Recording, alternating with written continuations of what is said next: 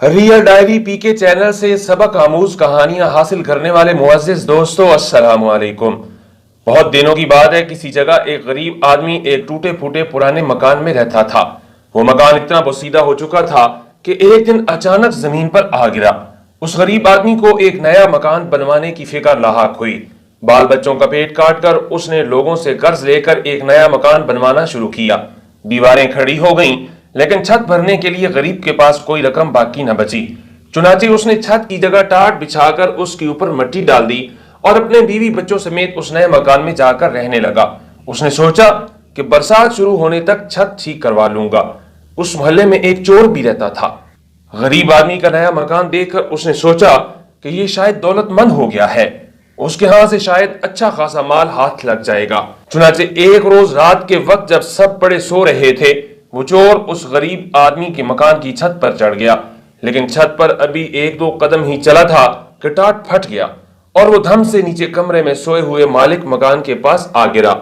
मालिक मकान हड़बड़ाकर उठ बैठा और चोर को पकड़ने की कोशिश करने लगा, लेकिन कमरे में बहुत गहरा अंधेरा छाया हुआ था, जिससे फायदा उठाकर चोर वहां से भाग निकलने में कामयाब हो गया। चोर भाग तो गया, लेकिन फिर उसको मालिक मकान पर बड़ा गुस्सा आया कि उसने ऐसी नकली छत क्यों बनाई। चुनाचे अगले ही दिन वो फरियाद लेकर बादशाह के पास पहुंचा और उससे कहा, ऐ दानिशमंद बादशाह, मैंने एक घर में चोरी करना चाही और मकान की छत पर चढ़ गया, लेकिन छत की जगह टाट बिछा हुआ था। मैं नीचे गिर गया और मेरी टांगें टूटते टूटते बची। अज़राए करम, आप इस मालिक मकान को सजा दें। बादशाह ने मालिक मकान को बुलवा भेजा और उससे पूछा, क्या यह सच है कि कल रात यह आदमी तुम्हारी छत से गिरा और इसकी टांगें टूटने से बमुश्किल बची? जी हाँ हजूर, बिल्कुल सच है, मालिक मकान ने जवाब दिया। बादशाह ने इंतहाई गुस्से में कहा, अगर ये सच है तो हम तुमको मौत की सजा सुनाते हैं।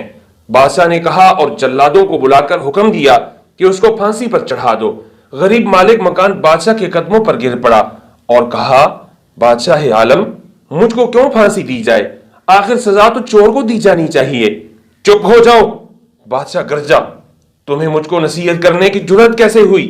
गरीब मालिक ने देखा कि इस तरह बादशाह से इंसाफ की कोई उम्मीद नहीं की जा सकती।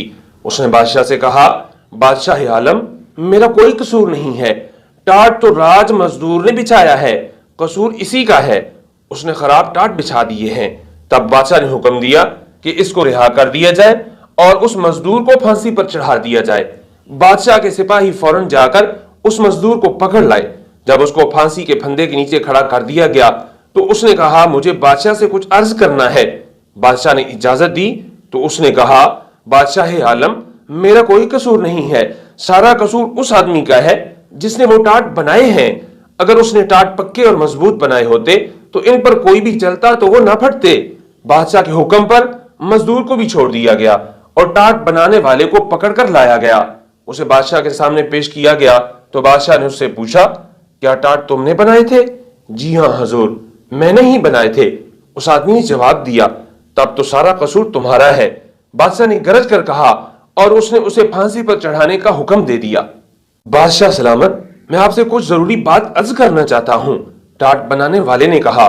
बात यह है कि मेरे बनाए हुए टाट हमेशा बड़े पक्के होते थे, लेकिन जिस वक्त मैं ये टाट बना रहा था उसी वक्त मेरे एक पड़ोसी ने, जिसको कबूतर उड़ाने का शौक है, अपने कबूतर हवा में उड़ा दिए। वो आसमान में उड़ते फिर रहे थे, कलाबाजियां खा रहे थे। मैं उनका तमाशा देखने लगा।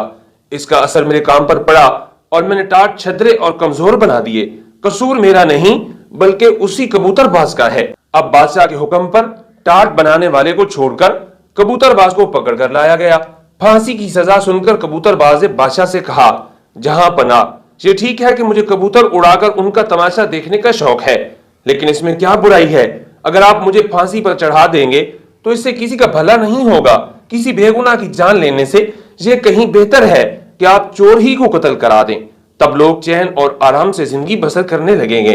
हाँ ठीक है, बादशाह ने कहा, सारा कसूर चोर ही का है और उसने हुक्म दिया चोर को पकड़कर लाया जाए और उसको फांसी पर चढ़ा दिया जाए।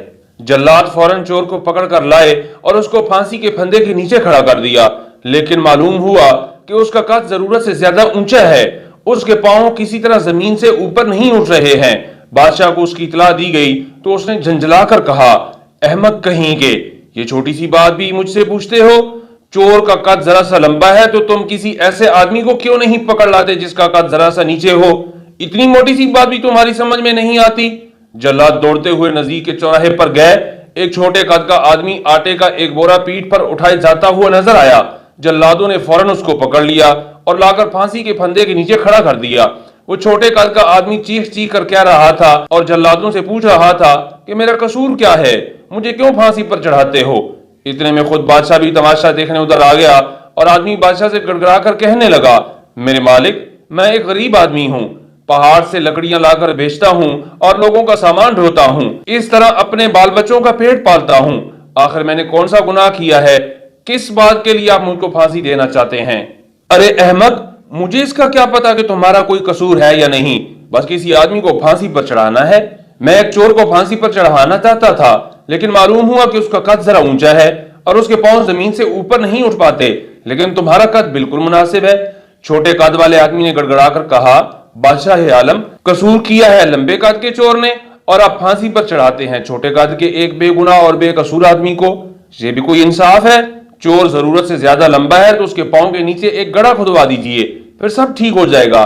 اس کی بات بادشاہ کو پسند آئی، اس نے ایسا ہی کرنے کا حکم دیا۔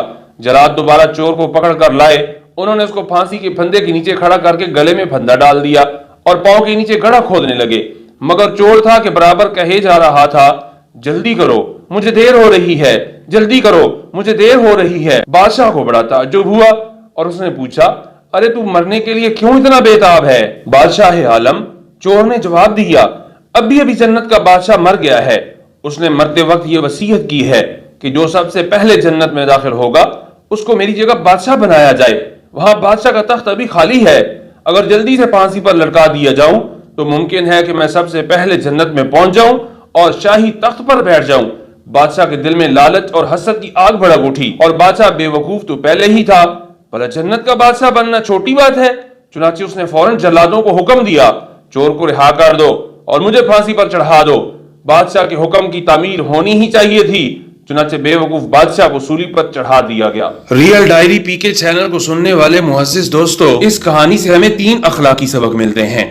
سب سے پہلا سبق یہ ملتا ہے کہ ہوشیار آدمی کے ساتھ کبھی بھی دوستی نہیں کرنی چاہیے۔